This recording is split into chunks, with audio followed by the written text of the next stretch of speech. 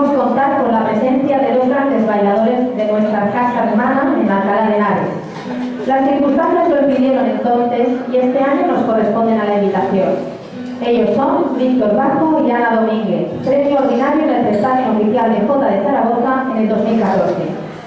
Ana Domínguez se contagió de la pasión que por la jota sentía y siente su esposo Víctor. Él fue su primer maestro y referente en la jota.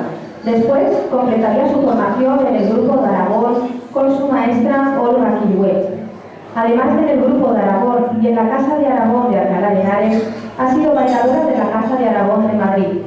Actualmente, Ana, junto a Víctor, toman parte como bailadores en el espectáculo Miscelánea, de su amigo Sergio Sanz, donde han tenido la oportunidad de estrenar una jota creada por Víctor y dedicada a su hija Vega, y ahora disfrutaremos, la jota de Alcalá de la Selva.